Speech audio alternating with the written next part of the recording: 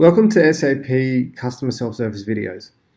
In this series, we'll be talking about the Procurement Operation Desks for purchase requisitions. So this will be a 5-video series. We'll go through about discussing how to set up your workspace and the rules in Procurement Desk. We'll discuss how to create and manage a new queue. We'll then talk about setting up a service level agreement.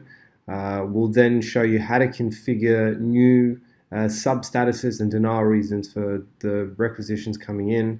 And lastly, we'll talk about how to set up the approval rule to dictate which purchase requisitions will flow through to Procurement Operation Desk. In the first 3 videos, we walked through how to set up the workspace, create new rules. We then created a new queue and assigned it to team members.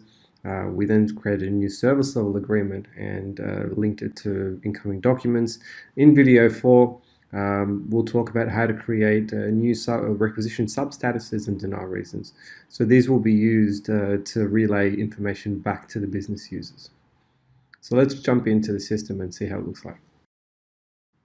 So from the main dashboard, you should see the Procurement Operation Desk tab at the top. Clicking on that should take us straight into Procurement Desk. From there, you should see the system settings up in the menu tab at the top.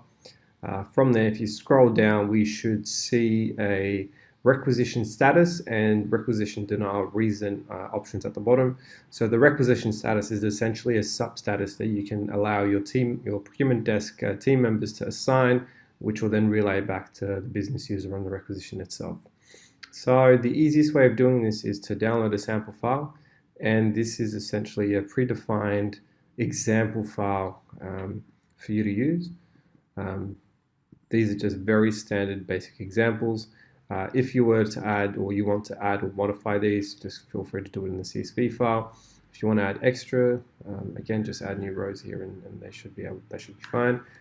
Just save it, and then from the pretty much the system settings again. So just click on the upload button, and it should successfully import your custom statuses there. So to view all your active statuses, you can see the statuses button there.